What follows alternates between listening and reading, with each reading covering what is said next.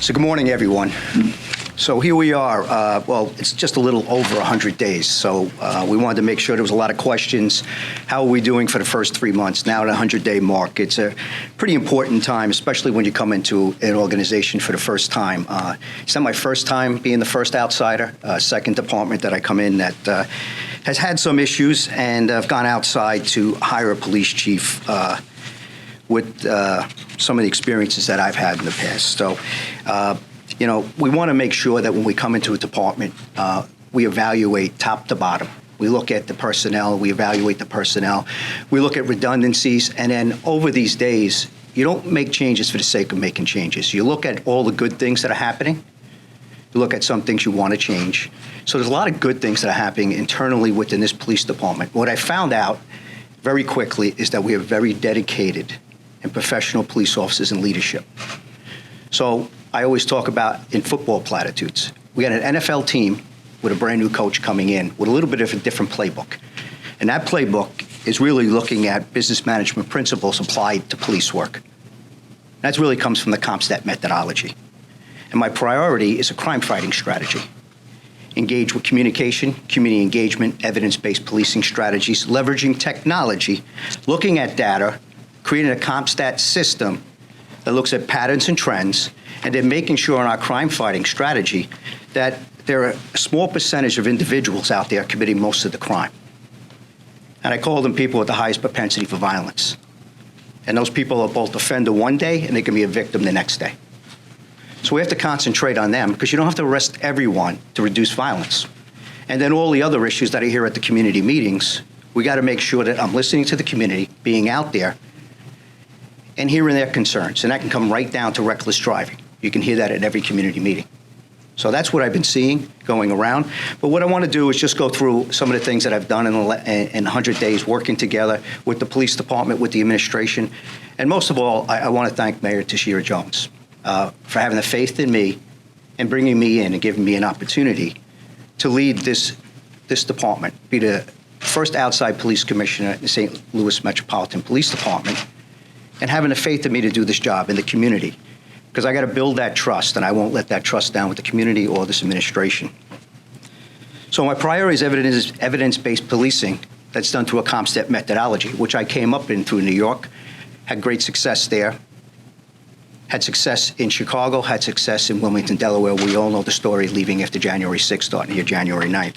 It's business management principles applied to police work, and we identify opportunities for improvement. And this is the room right here. On every Thursday, we do the CompStat meetings. We're going to redo this room in technology to make it more efficient for us. This is exactly where this happens on every Thursday, including having executive management meetings on Monday, Wednesdays, and Fridays to get ready for the weekend, and also having shooting reviews with all our federal, state partners and prosecutors to make sure that we're looking at the most violent people and we're coordinating.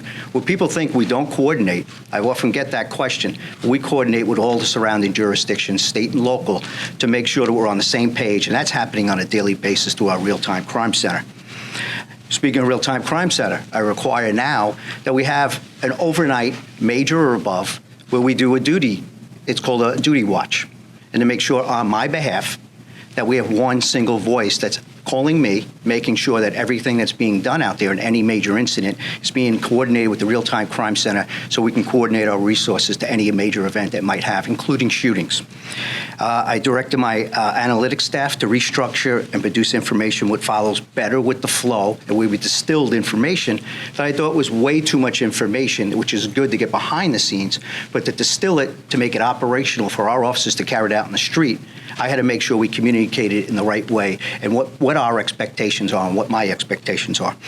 I look from top to bottom on where we're staffing, how many people are inside, we have redundancies, making sure we get more people onto patrol, getting more supervision onto patrol, look at our support services units, and then making sure that as we start to grow and we keep up with attrition, we want to make sure that we're putting people on patrol, because patrol and uniform services are the front end of the business. The more we take care of out there with community engagement, community meetings, is where we're going to be able to make sure that there's less things behind that we have to come in to support.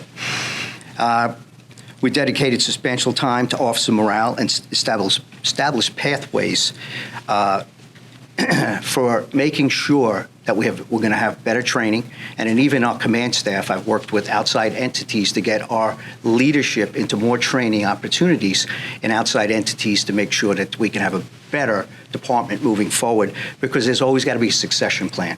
I am not going to be here forever, so I want to build leaders in this place, in this methodology, that they're all going to be trained to take my job. We build partnerships with through Howard Stowe University, create pathways for officers to improve options for advancement, and I'm working with other universities. This morning, I was just at the Advocacy Center in Kathy Wyman Children's Advocacy Center and Institute for Trauma, and we're speaking to the chancellor about opportunities for our officers to advance for the degrees, higher degrees, and actually maybe even PhDs, and working together with us with the Police Foundation. I mean, we want to continue to improve. We finalized paperwork for the congressional award for the officers for the high school shooting that took place, CVPA, that took place in October. Tremendous brave work that we saw our officers mitigate a situation that could have been a heck of a lot worse.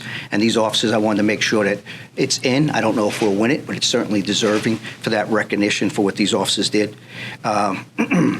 We work with the Circuit Court, Criminal Justice Coordinating Council, and we established a new MOU. When it came to, everybody remembers what happened down at the Foundry with the two juveniles that were released in the street. You know, there was a lot. There's no finger pointing here. There was some things we had to look at and we had to improve on it, including what we needed to do and change the way we did things coming out of the pandemic. And we had an MOU that was actually put out in the paper, and I think everybody read it. But I think that's having tremendous results in how we can get to these juveniles that are having these type of issues and their parents to get help for the family and these kids so they don't go out and reoffend. We address crime, and it requires building trust. And throughout my initial days here, I've been going to dozens and dozens of community meetings, which has been recorded by the press, and it's going well.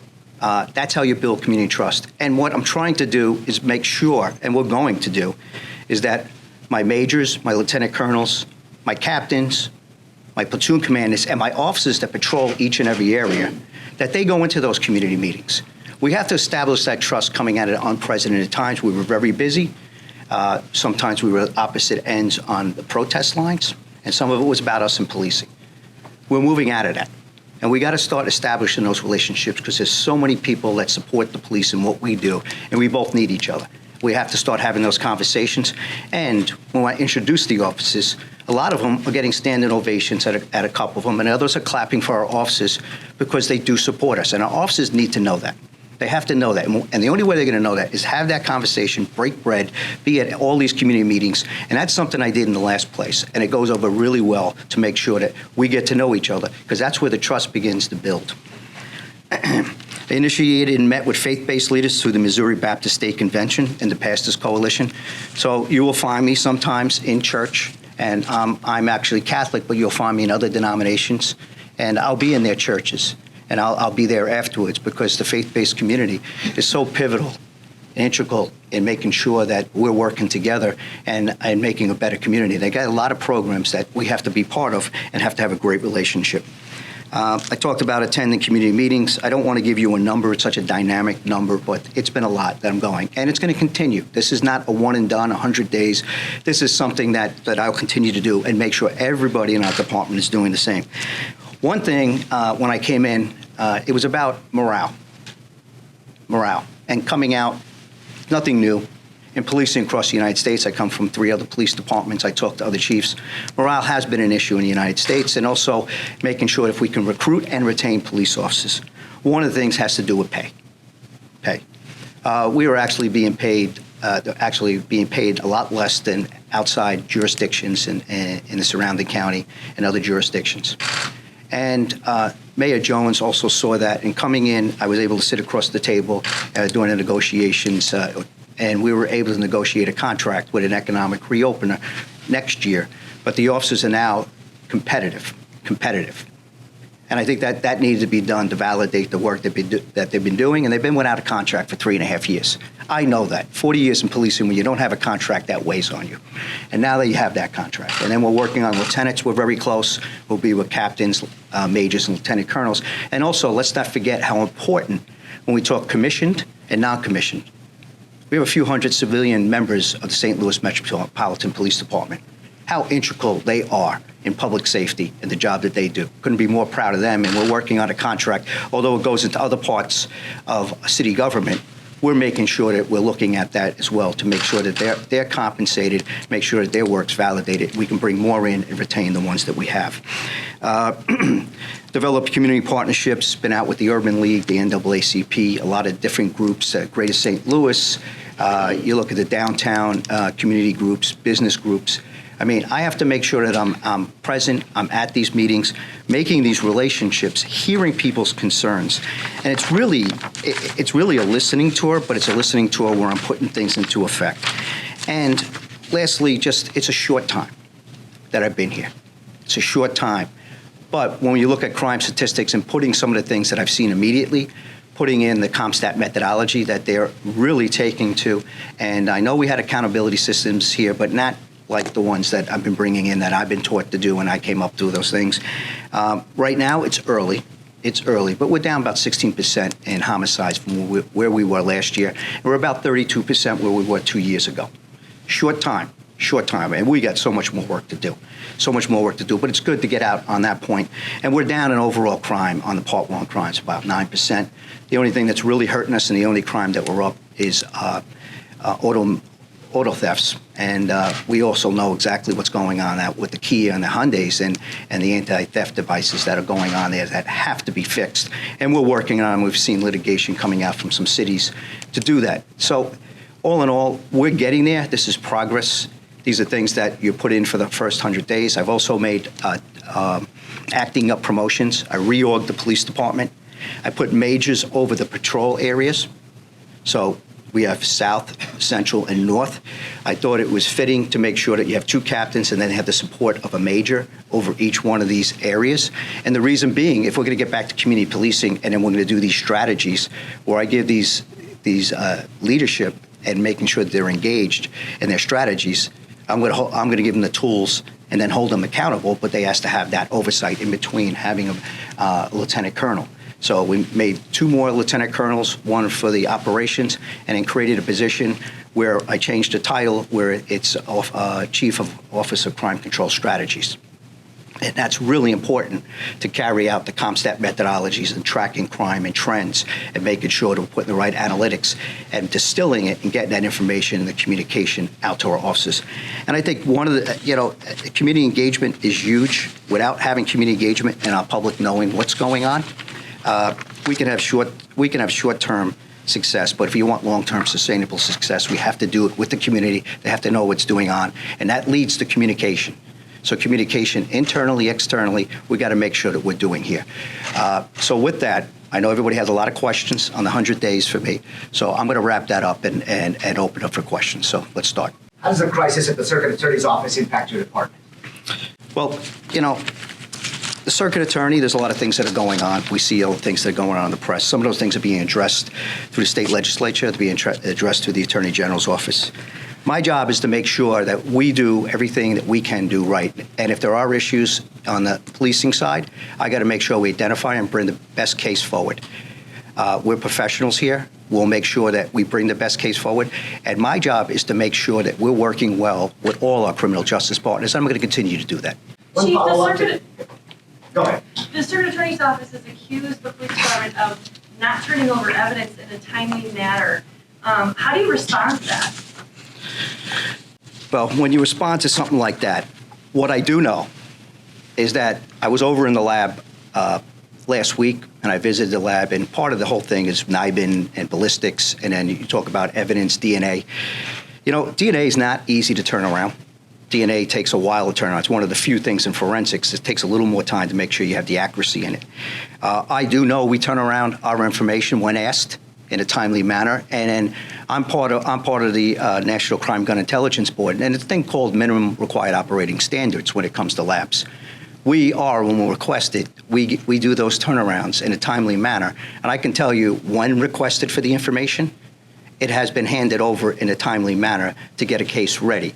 How there's things, continuances, and when the things are scheduled, I really can't get into that. I can only get into are things that the lab have been done when requested in a timely manner and handed over to get the case ready. So I don't know about the continuances, why that would be said, but I will tell you we do, and they do a tremendous job over there. Do you think the issue with the Circuit Attorney's Office is interfering with your department's efforts in decreasing homicide rates and other violent crime? Well, I just talked about short term, that right now, I think a lot of things that we're doing here, looking at those individuals with highest propensity for violence. And I talk about people, I didn't say it yet, but these are the people I call trigger pullers. And what we do, we got to interrupt the shooting cycle. And we got to use NIBIN, and NIBIN is National Integrated Ballistic Information Network, and where the shell casings are collected, we make sure we analyze them at every shooting, including shootings where no one was hit. That evidence is going to help us identify who these individuals are at the same scenes, get video, and do these things. So our work is being done. And when some of these major cases, we bring a case that's very tight and good, then the Circuit Attorney does take those. And then, you know what, the other things, we have to have a conversation and work on them. So right now, I'm seeing we have a 73% clearance rate for homicides. I see a lot of cases that we bring before the Circuit Attorney right now. They are taking on homicides, and we're making sure that we get those people that are dangerous so they don't go out and commit that crime again, especially as a heinous crime as murder. Two more questions, guys. Are you making any progress on the thousands of cases that your officers have brought over and submitted through that email box? I know that they are looking at those. We have the thing, body-worn cameras. So the request for the body-worn cameras has come up from the Circuit Attorney looking at past cases. So that shows me, and I had to add another individual into the body-worn camera technology unit to make sure that we can get that over to help them prepare for some of the cases. So yes, there has been an uptick on some of those things. The exact number, or how many more cases have they looked at, that's so fluid, I don't have that right now. What are you hoping to ask the Board of I'll come right back to you. I promise you. Go ahead. Have you committed to stay in St. Louis, and in the event that the state legislature passes the bill that moves control to the state of police department? I came here to do a job. I already selling my house in Delaware. It's already up for market. I'll be selling that next month. I'm already looking at a place here. So I'm in St. Louis for the long run. And I don't know if it goes to state control, would I be privileged enough to stay in this position? I think that's for other people. But if they do choose me, I'll never assume that. I will be doing the same job, the type of policing, hopefully asking the same questions here and talking about crime. And if asked and have the privilege to be in this uniform and serve this city, even if it's under state control, if I'm asked, I definitely will stay. Yes, ma'am. What do you hope that the Board of Aldermen will provide you in the budget? Are there any specific requests you hope to make of them beyond what the budget department has already presented? We've asked for certain things in the budget. Right now, I got to wait to see. I've made our requests. It's my first time going through this budget. I came in on the back end of it, but it's not the first time I've done budgets. I mean, I've been in Chicago, I've been in Wilmington, Delaware. So I've made all my asks to make sure that we can continue on technology, continue on cameras, continue. And obviously, you want to make sure if we can get up the budgeted strength, these are the things that when we have our academy classes ready to go. We just graduated one last night at Harris Stowe, 15 officers. We have another 16 that are going to be graduating in September. And we have about 40 applicants that we're going through that hopefully, I don't know if all 40 will be there, but we're certainly going to start another class in August. And these are some of the things that we're doing to make sure that we can keep us going in the right direction. So I'll have to have that conversation. I'll wait till the budget comes around to see exactly where they have questions, and hopefully everything we ask for we'll get. To our understanding, video of the Central EPA shooting has been actually used as training. We haven't had any of the surveillance or body camera video released. I know one of the things you said is when you came into office, you were going to be more transparent. Right. Why do you think it's a good idea to continue to keep the public in the dark, especially in light of other recent shootings like Louisville, Nashville, Right. where we have seen the video? You come into different states, different rules, different litigation of what we need to do. I could take a look at that. I'll see exactly. I know there's some things that have been out there. I don't know if there's litigation. I also have to, what I can release and when I can release it, I also have counsel. I also have people that advise me whether I can. I do have the authority as the police chief to release some things, but I also, in council, when it comes to even something that might be a police-related shooting, I'm going to be checking with the circuit attorney, the U.S. attorney, the administration, our city councilors. So if there's something that might be held up in litigation that we don't want to put out there, we'll get back to you, and I have Monty Chambers here, and I'll have him answer that question. Let me research that for you. And I had one more question, sir. Chief, I know like on your first 100 days, you got to be diplomatic and not complain too much, because there's a lot of things about this job they didn't tell you about when you signed up. But to the average listener, I mean, when they watch this on the TV, they might kind of say, I don't know about that when you say crime is generally down and things are, workable with the circuit attorney's office. In the perception of most St. Louisans, we're at one of the worst places we've ever been. I just wonder if you could kind of pull back the curtain a little bit and tell us what you really think. Well, I think I've always been straightforward. I think that's my, being diplomatic doesn't mean you're not straightforward. And what I am talking a lot of things. When it comes to crime, listen, you hired an outsider for the first time in 200 years. They did that in Wilmington, Delaware, first time in 230 years. That was called Murder Town, USA. And I'm seeing some of the same issues where people feel this way, and it's perception.